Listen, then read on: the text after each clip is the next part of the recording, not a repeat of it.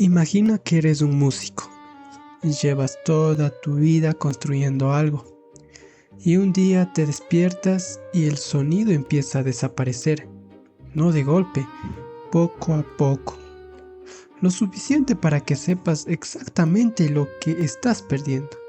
Eso le pasó a Beethoven en el mejor momento de su carrera y lo que hizo después es lo que nadie te cuenta.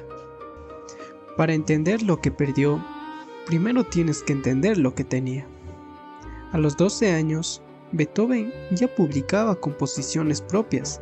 A los 22, se mudó a Viena, la capital musical de Europa, y en menos de 2 años, la ciudad entera hablaba de él, no como un estudiante prometedor, como alguien que ya había llegado. Tenía algo que pocos músicos de su época tenían. No solo sabía componer, sabía improvisar en tiempo real frente a una sala llena. Y eso, en el siglo XVIII, era el equivalente a ganar una batalla en público. Hay registros de conciertos donde el público lloraba mientras él tocaba. No por la letra, no por el espectáculo, solo por el sonido. Eso es lo que era Beethoven a los 20 años, un hombre cuya única herramienta era el sonido. Y es importante que entiendas eso, porque lo que viene después golpea diferente cuando sabes lo que estaba en juego. A los 26 años, cuando empezó a notar algo raro, no fue accidente, no fue una enfermedad fulminante. Fue peor, fue gradual. Primero, dificultad para escuchar voces agudas. Después, un zumbido constante que no desaparecía. Después, silencio parcial. Y luego, más silencio.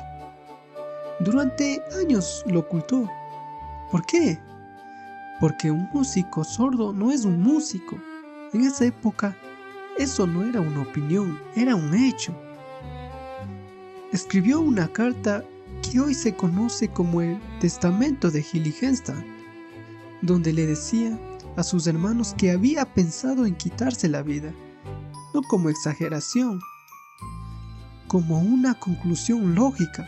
Si no podía escuchar, no podía componer, y si no podía componer, no sabía quién era.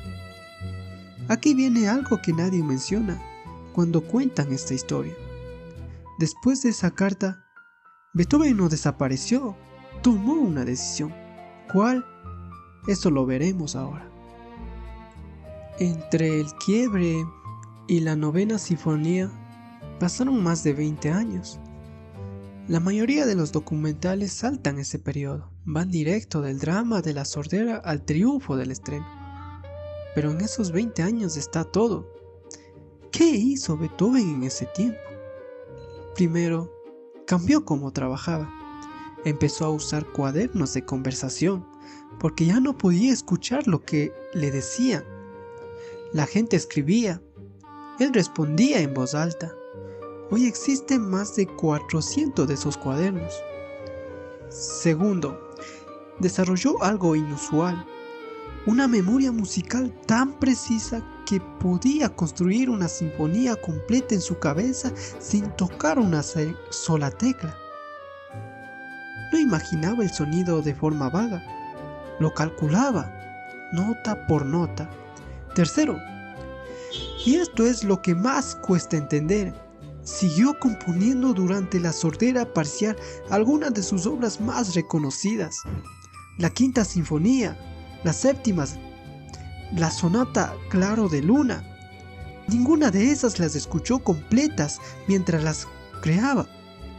No estaba esperando recuperarse. Estaba aprendiendo a trabajar en el silencio. Y cuando llegó a los 50 años, con la sordera total, tomó la decisión más extraña de su carrera: componer una sinfonía con voces humanas, algo que nadie había hecho antes en ese formato. Esto es lo que realmente pasó cuando Beethoven compuso la novena sinfonía. No escuchó ni una sola nota mientras lo escribía, literalmente ninguna. Entonces, ¿cómo funciona eso? Así, cuando un compositor con años de experiencia escucha música, su cerebro no solo registra el sonido, registra la relación entre las notas, la tensión, la resolución, el peso de cada acorde. Con el tiempo, esa información no necesita el oído para existir, ya está interiorizada. Beethoven usó todo eso. Construyó la novena sinfonía como un arquitecto que ya no necesita ver el edificio para ver si va a sostenerse. Pero hay algo más que nadie romantiza correctamente. El proceso fue agotador y caótico. Sus cuadernos de bocetos muestran versiones descartadas, correcciones encima de correcciones, pasajes completos eliminados. Fue trabajo brutal hecho en silencio total, por un hombre que sabía que probablemente nunca escucharía el resultado. Y el resultado tenía 4 movimientos.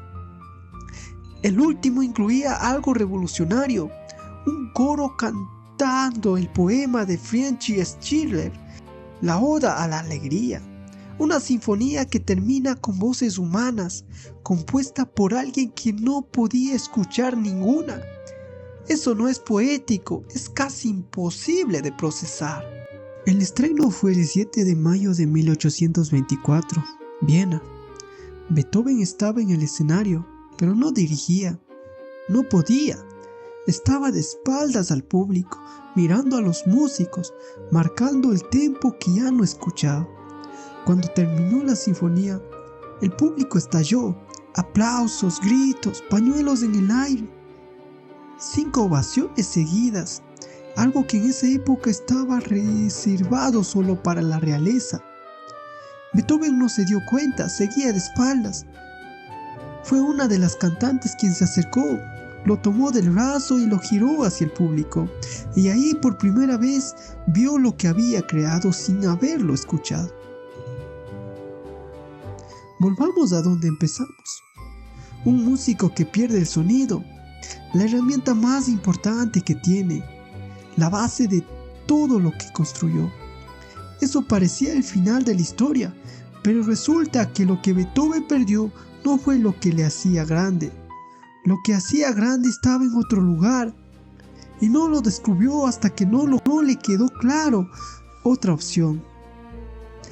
La pregunta no es si Beethoven fue valiente, la pregunta es ¿qué hubiera pasado si nunca hubiese perdido el oído?